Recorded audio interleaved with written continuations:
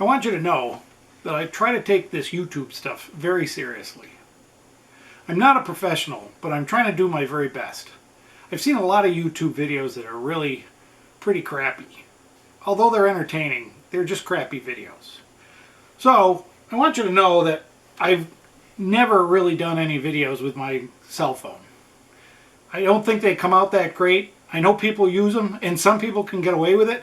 With a good story, you don't notice, or fast scenes, you don't notice it, but I've never felt confident using my cell phone.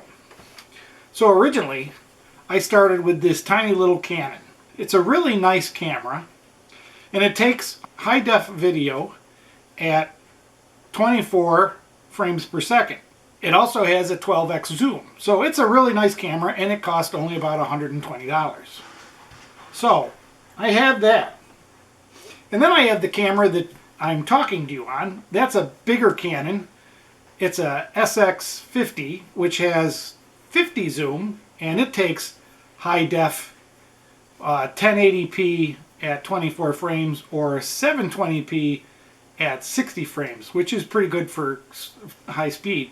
So I use that quite a lot, but it's a big camera, and it's not what you'd call sneaky. So when you're walking around with it on the end of a stick, people wonder what you're doing. So I went out and I figured that I'd buy a GoPro. It's not that expensive.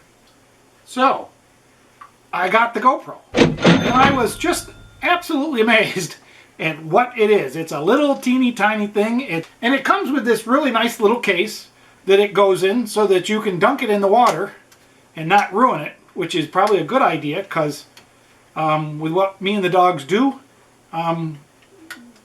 we are around a lot of water. But you know what it doesn't come with? It doesn't come with this lens cap. This lens cap, which protects the lens, it's not easy to use. It's got buttons everywhere, and it takes quite a while to actually learn all the modes. And this little teeny tiny screen is the only screen you have with a GoPro.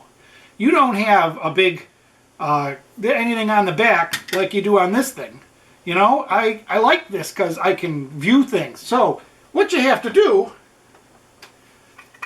is you have to spend another to get the back that goes on the GoPro so that you can actually see what you're videoing.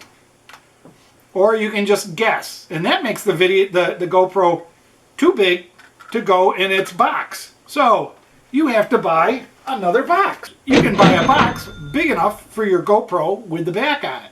Now, the nice thing about the back actually is that it does come with some additional backs that you can change to make it fit in your regular box. There. And then you find out that walking around with this, it's so light, it shakes a lot. So you have to go out and you have to buy this thing. So you buy this Feiyu Gimble, and this keeps your picture nice and smooth. No matter how much you bounce around and stuff, it keeps it nice and smooth. But the batteries in here don't last very long.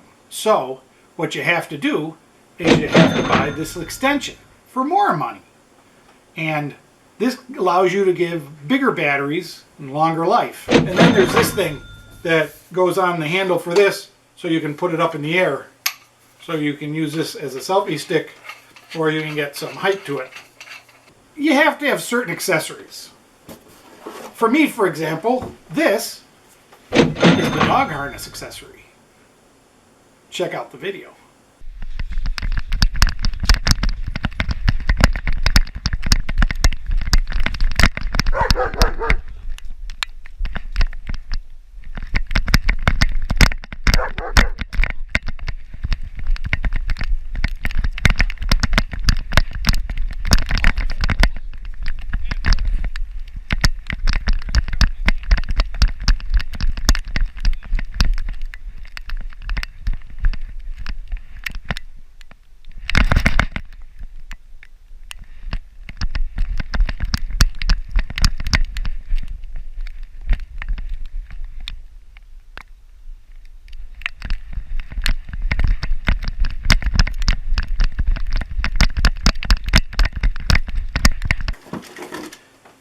And of course, all the accessories have their cords and battery charging situations. There's the GoPro battery charging, and of course you got to have extra battery chargers. And there's the GoPro Gimbal battery charger. And there's the... And then, because the voice on the GoPro is so bad when it's inside the case, you have to have a voice recorder. And you got to have batteries for that. There's the helmet mount. There's the body mount. There's the swivel mount that goes all over the place. There's the suction cup mount for that. There, of course, you have to have the selfie stick. So you have a selfie stick so you can do your GoPro way out. There's the mount for a regular tripod. And then, of course, you need about half a dozen GoPro batteries, because that's the GoPro battery, and it only lasts about 30 minutes. And, of course, the GoPro extension cable. So, I think I have right now, tied up in my GoPro, about $2,000. And I really think maybe back to basics. The truth is, I use this camera more than any other camera. I do have the GoPro packed away with me a lot, but right now I haven't figured out all the settings and all the user-friendly features. So, I'm taking this really seriously.